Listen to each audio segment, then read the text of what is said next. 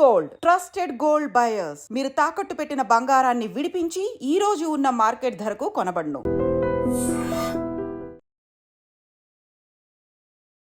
ఒక్కగానొక్క కొడుకు దూరం అయిపోయాడు.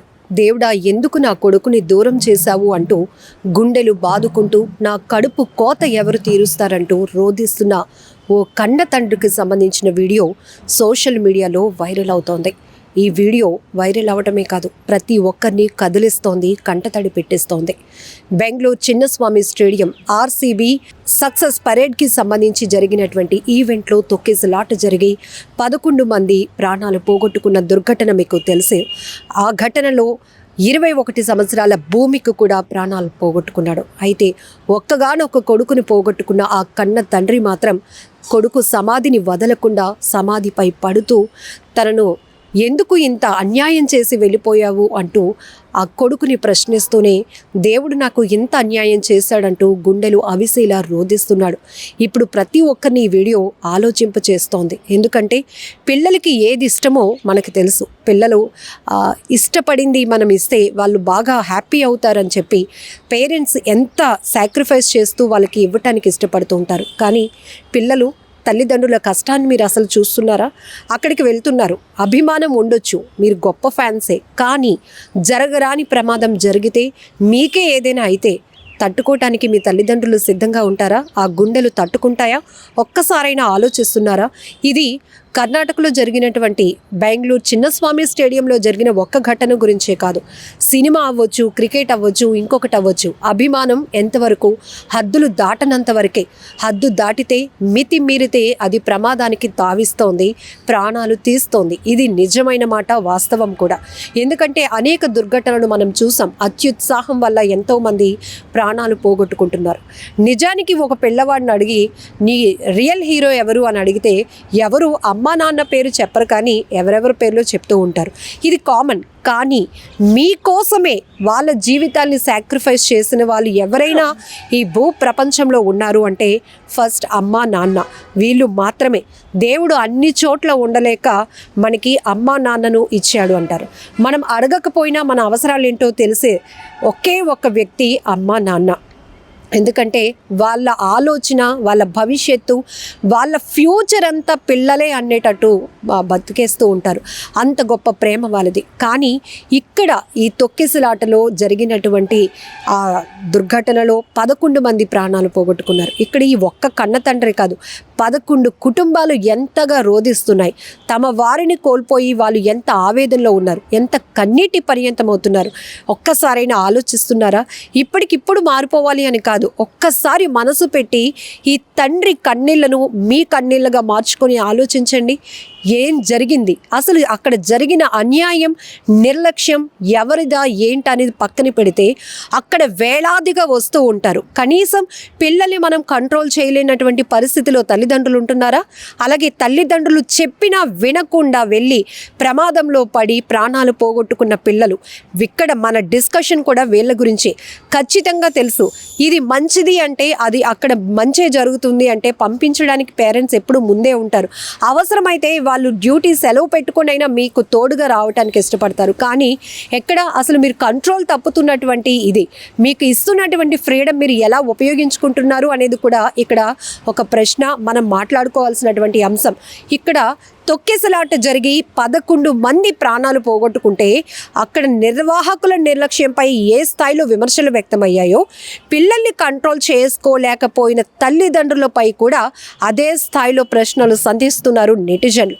ఇక పిల్లల వరకు వస్తే కనీసం మీకు ఏం కావాలి, ఏది మంచి, ఏది చెడు, ఇప్పటి వరకు మీకు గైడ్ చేస్తూ వస్తున్న మీ పేరెంట్స్ మీకు ఒక ఏజ్ వచ్చిన తర్వాత మీరు సొంత నిర్ణయాలు తీసుకుంటున్నారు, ఫ్రీడమ్ అంటున్నారు, ఫ్రెండ్స్ వెళ్తున్నారు కాబట్టి వాళ్ళతో మేము వెళ్తామంటున్నారు. కానీ అక్కడ మీ ప్రాణాలకు ఏదైనా ప్రమాదం ఉంటే ఎవరైనా వచ్చి కాపాడుతారా? మిమ్మల్ని కోల్పోతే మీ తల్లిదండ్రులు ఆ కడుపు కోత తీర్చలేనిది. ఎవరు ఎన్ని మాటలు చెప్పినా మిమ్మల్ని తిరిగి అయితే వాళ్ళకి ఇవ్వలేరు. ఇక్కడ ఈ తొక్కిసలాటలో చనిపోయినటువంటి భూమికి కన్న తండ్రి కూడా కన్నీళ్లు పెట్టుకుంటూ చెప్తున్న మాటలు ఇవే. నా కొడుకుని పోలీసులు రక్షించడానికి ఊపిరాడలేనటువంటి పరిస్థితులు, తొక్కిసలాటలో చిక్కుకుపోయినటువంటి నా కొడుకుని వాళ్ళు తోడు పట్టుకుంటూ పరిగెత్తుకుంటూ పోలీసులు ముందుకు తీసుకెళ్ళిన అంబులెన్స్ అక్కడ రెడీగా లేకపోవడం వల్ల నా బిడ్డ ప్రాణాలు వదిలేశాడు. దేవుడా, నా కొడుకుని ఎందుకు నాకు దూరం చేశావు అంటూ ఆ సమాధి వద్ద ఆయన రోదిస్తున్నాడు. మరొక వైపు, నీకు నచ్చినట్టే ఇల్లు కట్టాను, నీకు నచ్చినట్టే అన్నీ చేశాను, మీ అమ్మ నిన్ను అపురూపంగా పెంచుకుంది, అపురూపంగా చూసుకుంటుంది, ఒక్కగానొక్క కొడుకువి ఇలా ప్రాణాలు పోగొట్టుకుని మాకు ఇంత వేదన రోదన మిగిల్చి వెళ్ళిపోయావంటూ ఆ తండ్రి సమాధిపై పడి ఏడుస్తూ కొడుకు కోసం గుండెలు బాదుకుంటూ ఏడుస్తున్నటువంటి తీరు ప్రతి ఒక్కరిని కదిలిస్తోంది. ఇప్పటికైనా మనం జాగ్రత్తగా ఉండాల్సిన అవసరం ఉంది. ఇది ఒక ఘటనే కాదు, చాలా చాలా సరదాతో వెళ్ళి ప్రమాదంలో పడి ప్రాణాలు పోగొట్టుకుంటున్న ప్రతి పిల్లల యొక్క కథ, కన్నీటి గాథ ఇదని చెప్పొచ్చు. అక్కడ వీళ్ళు ప్రాణాలు పోగొట్టుకున్నది ఒక్క క్షణంలో కావచ్చు, కానీ జీవితాంతం మీకోసం ఏడుస్తున్న మీ కన్న తల్లిదండ్రుల కన్నీళ్లు మాత్రం ఎవరు తొడవలేరు. ఇది మాత్రం గుర్తుపెట్టుకోండి. ఈ సమ్మర్ సీజన్లో ఎంతమంది పిల్లల ప్రాణాలు పోయాయి అంటే చెప్పడానికి మాకు కూడా మాటలు రావటం లేదు. బీచ్కి వెళ్తారు ఫ్రెండ్స్తో, అక్కడ అవుట్ ఆఫ్ కంట్రోల్, ఒకరి మాట ఒకరు వినరు, ఒకరిని చూసి మరొకరు అందులో సరదాలో మునిగిపోతారు, ప్రమాదంలో పడిపోతున్నారు. కాపాడే వాళ్ళు ఉంటారా అంటే ఉండరు. ఇక్కడ తల్లిదండ్రులకి ఫోన్ వస్తుంది, మీ పిల్లాడు ఇలా ఈతకని వచ్చి స్నానానికి దిగి మునిగిపోయాడు, చనిపోయాడని. అక్కడ వాళ్ళు గుండెలు బాదుకుంటూ మీ దగ్గరికి రావాలి. మీరు నిర్జీవంగా అంటే మీ మృతదేహాల వద్ద వాళ్ళు పడి ఏడవడం తప్ప మిమ్మల్ని వాళ్ళు మళ్ళీ ఎలా పొందాలో కూడా తెలీదు. కేవలం దేవుణ్ణి ఎందుకు ఇలా మా బిడ్డల్ని దూరం చేశావు అంటూ నిందిస్తూ ఏడవడం తప్ప ఏమీ చేయలేని నిస్సహాయమైన పరిస్థితి. ఇక్కడ ఈ కన్న తండ్రిని మనం ఒక్కసారి ఆయన పెయిన్ని ఓన్ చేసుకుందాం. ఆయన చేసింది కూడా తప్పే. ఎందుకంటే అలాంటి బిగ్ ఈవెంట్స్కి ఏ స్థాయిలో జనం వస్తారో తెలుసు, ఏ స్థాయిలో ఫ్యాన్స్ వస్తారో తెలుసు. అక్కడికి వచ్చిన వాళ్ళు కంట్రోల్లో ఉంటారో ఉండరో పిల్లలకు తెలియకపోవచ్చు, కానీ పెద్దవాళ్ళుగా మనకి తెలుసు.